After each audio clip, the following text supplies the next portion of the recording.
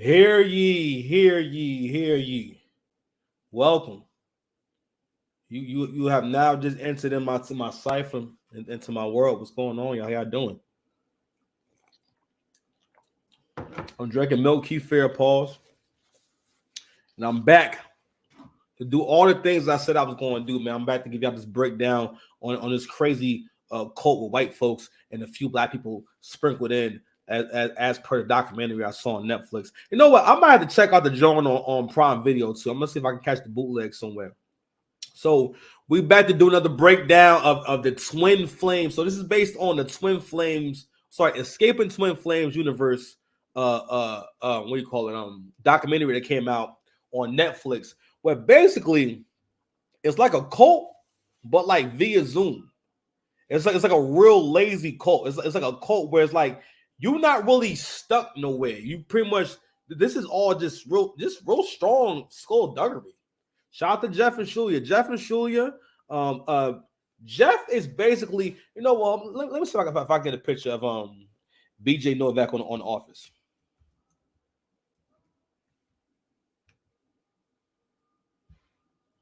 Like if you watch The Office, right? Like they're like Jeff and Shulia are like these two. Let me see. Share this picture real quick, y'all. They're like these two. You know what I'm saying? So if you watch The Office, right?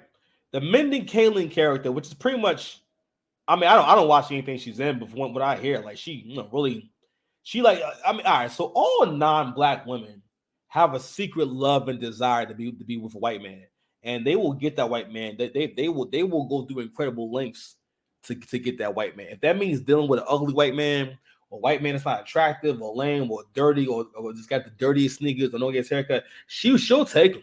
All right. Mindy Kaling represents that, and on the show, the whole show, this guy ain't gonna lie, it's a bit of a like degrading character. If you ever watched The Office, right? The Mindy Kaling character is just I think his name is Brian. I forget his character in The Office, but she's like always on his dick. But if you watch The Office, right? Let me make sure that's his name. I'm sorry, y'all, because I want to be accurate. I believe he was Brian on The Office. Hold on, The Office.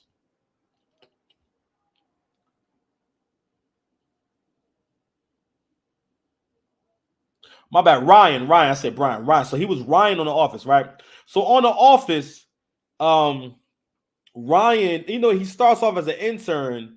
As time goes on, like he levels up, he gets a promotion and whatnot. When he gets a promotion, like he changes completely. His ego is like through the roof. And he's like always involved in some shady stuff, but he's like always this is like not like an honorable guy.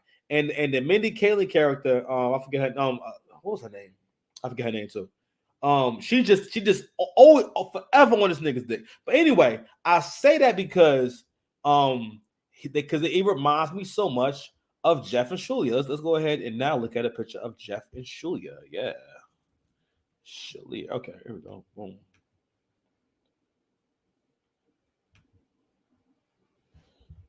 Reminds me like so much of them. Now, it's just, yeah, especially like right here. Especially here. Right? Especially here. Anywho, let's get into it. So I want to let me get back to sharing who we talking about right here. So, oh my bad. You know what? I was not even sharing that part of my screen. My bad, y'all. Hold on. My bad, y'all.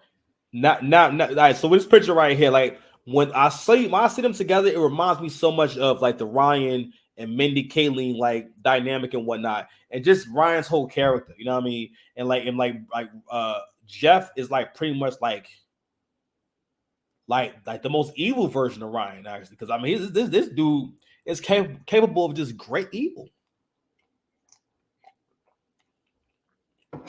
So we're gonna go ahead and continue to basically break down a portion of the documentary that involved the twin, because there's several stories going on at one time.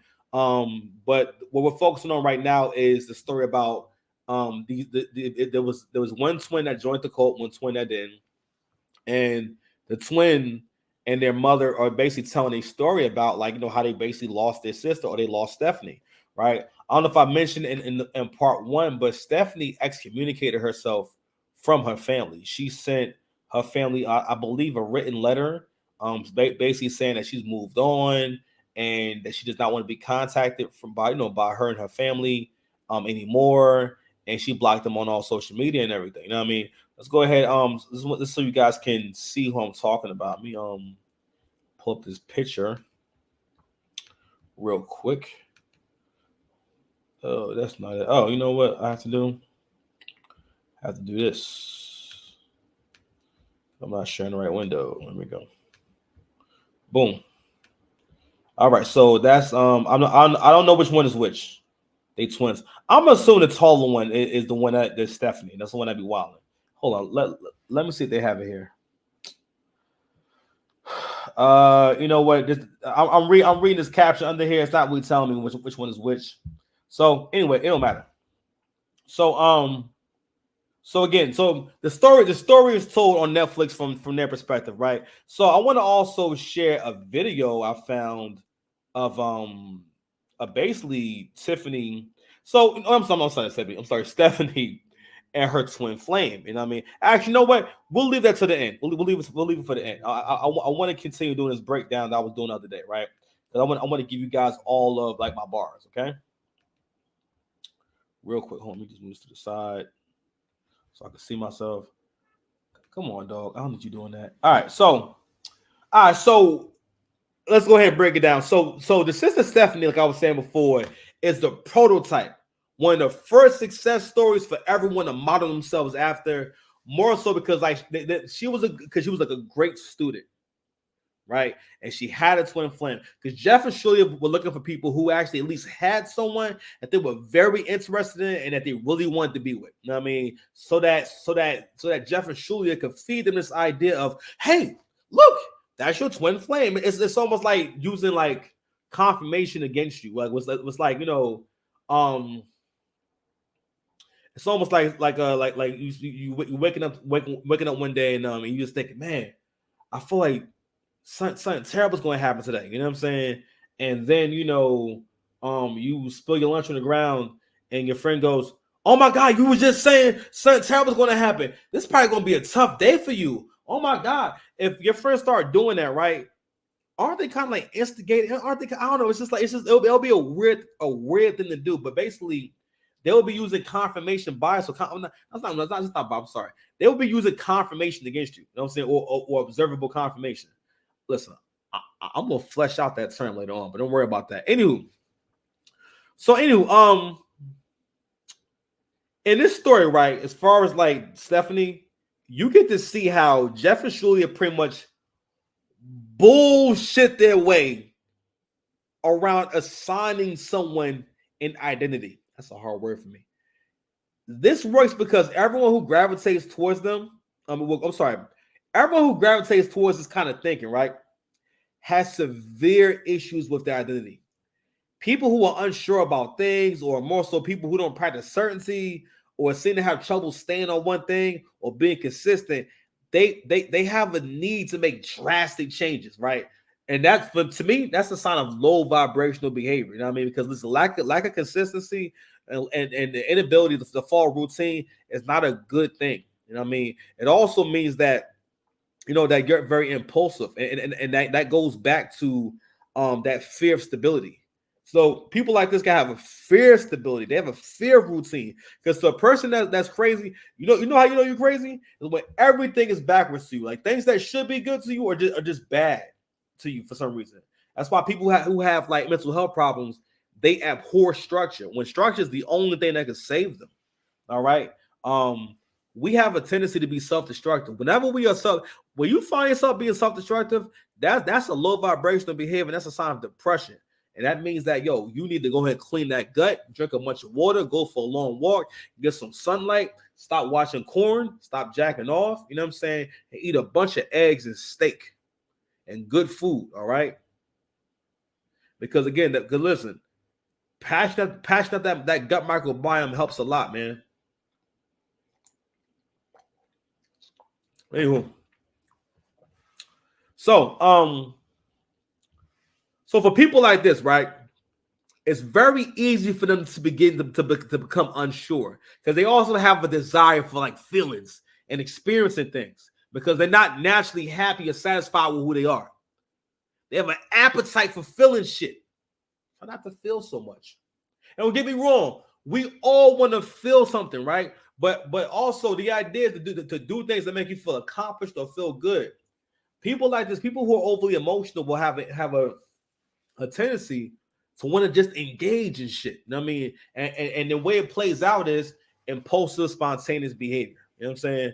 And the solution to all of this shit starts with discipline and commitment to being your best self. It is always best to address the spiritual health and the physical health because everything fall behind that. The experiences I had, yo, I was saying this shit earlier. The experiences I've had over the last year, if I didn't have Namio regular kill, if I wasn't strong in my beliefs, if I ain't had no faith, and I don't care what you believe in, as long as you're trying to be the best version of yourself and trying to create value in the world, and you sacrificing for yourself and for your family, and for what's best. Okay, but if I didn't have that, if I didn't have these have my intrinsic values together, I would have fell apart. We gotta change ourselves from the inside out. We build ourselves from the inside out. That car ain't gonna make things better. Them clothes ain't gonna make nothing better, bro. If you're not, how you gonna win if you ain't right within? Shout out to Lauren, whoever wrote that bar for her. Let's move along. I got like 10 minutes. So Stephanie, right? In the whole grand scheme of things, right? Stephanie is probably what gives Jeff and Shulia the balls, to make it a full-fledged cult. Because by that point, they refine the product. It's like, all right, we finally got something that people want to buy and that people will pay for, right? And that's their fantasy of love. These people also, people that you want to see in the film, we've seen this documentary, that they're all terrible at relationships, and none of them are able to maintain a healthy relationship. And a lot of it has to do with either poor mental health not being addressed and a family not addressing it, right? Or the upbringing, all right?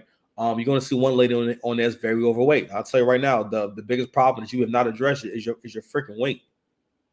That's the same as a guy saying, I ain't worked in 10 years because I don't want to and whatnot, but I just can't seem to meet a good girl. Anywho, so now, like I was saying before, Stephanie gives them the balls to make it a real cult, right? And effectively monetize a person's identity on a micro level. They monetize many things here, right? Because listen, the grift, this is a grift. Don't get it confused. Be very clear. We are witnessing this is a love grift.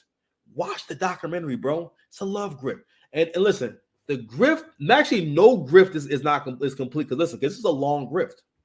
The grift isn't complete until they either have gotten upwards of $10,000 to $100,000 out of you, because cults always cost a lot of money. Scientology, it's mad expensive to be a Scientology member.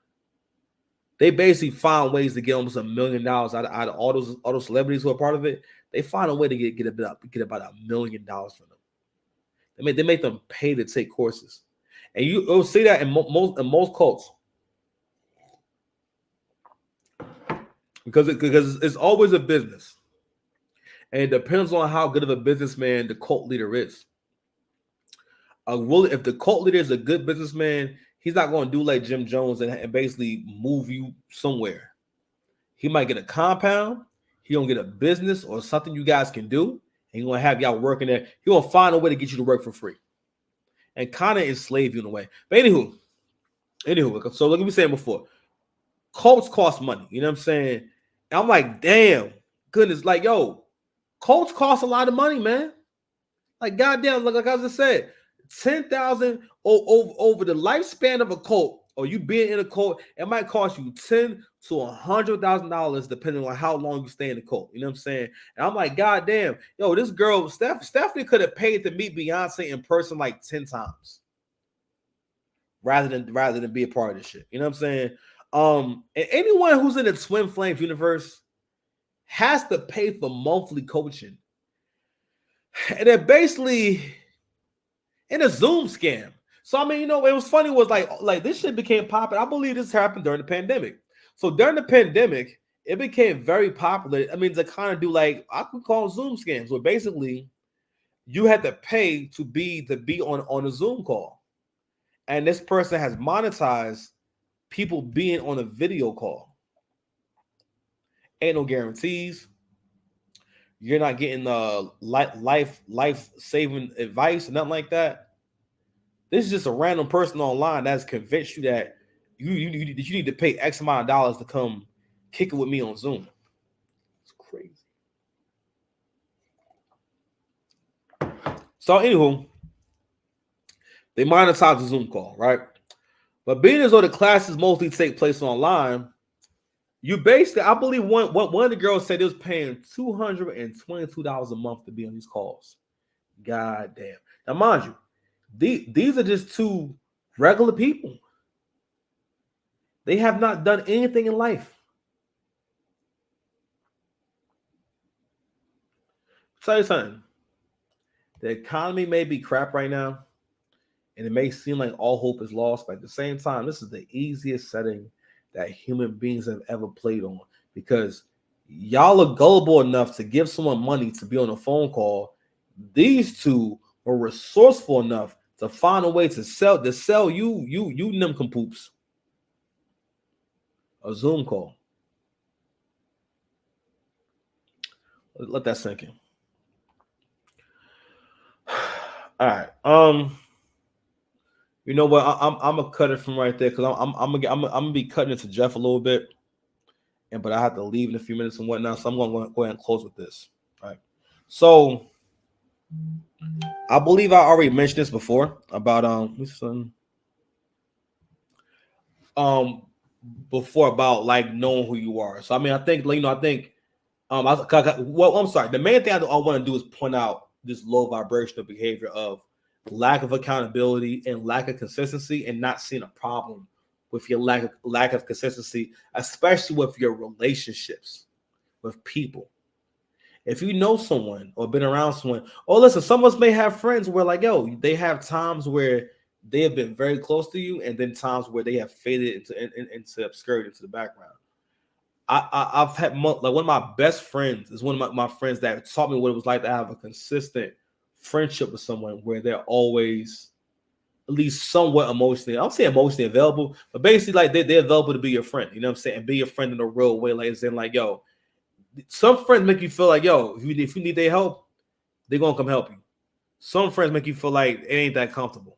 You know what I'm saying? And the friend I'm thinking about now is that, we was always cool, and I never had high expectations of him. 1 second. Nothing like that. But I remember like growing up with him, right? He was one of like my first friends, like from my adulthood that I met during being an adult. I met him in college, and I still got a lot of love for him and whatnot. I remember the patterns of our friendship. Now at the time when we met, I'm always grateful for him being in my life, because he was one of the young men I was friends with that had his shit together, or at least had his shit somewhat together, or more than me at the time. He was more independent than me. And so I learned how to be a man from a lot of these different guys who were just a little bit ahead of me in life. You know what I mean? I think that really helps, like, for you to make friends who are doing a little better than you. And I think I've kind of stopped doing that. I need to find some more friends who are doing better than me. You know what I'm saying? But anywho, but being around him at that time when we was younger, it did help me. But I remember over time, it was always this thing of it that it was always this thing where I had to accept that there was like very like pretty much low limitations. How can I put it? That we were friends, right? But he wasn't the kind of friend where I can rely on him, or I can call him and whatnot. I remember it was a couple of years ago. I think we moved a few times, and like, yo, get me wrong, we cool and everything, but he dead ass like called me to help him move. I'm like, nigga, I don't talk to you every day. I think I did help him one time. I'm like, bro, where your other friends at? Like, you don't got no other like good friends to call for this shit. Like, they gotta talk to you like all year. Like, anywho, but anyway, I think about him because like, yo, we would have just periods where we talking, we hanging out, we chilling and whatnot, or and then like I wouldn't hear from him for like mad long, or like I always look out for when people like won't come visit you. They won't come to, like, say if you got your own place. If someone that never comes to you, y'all friends and whatnot, yo, that's something that people with like emotional problems do. Like they're very lazy when it comes to like expressing friendship, or basically like it's kind of like sacrificing or going out their way and whatnot. Just I don't know how to put it. But anywho, be aware of stuff like that. That's not cool. It's not cool for someone to be in your life and then suddenly not be in your life. You know what I mean? And no one deserves that. But and also, if you're doing stuff like that, listen, you need to check yourself too. So I was saying before, I think Stephanie's problems, the lady I'm talking about right here, her problems were never addressed. I don't think anyone ever took her problem serious enough. Either that, or they're not portraying that.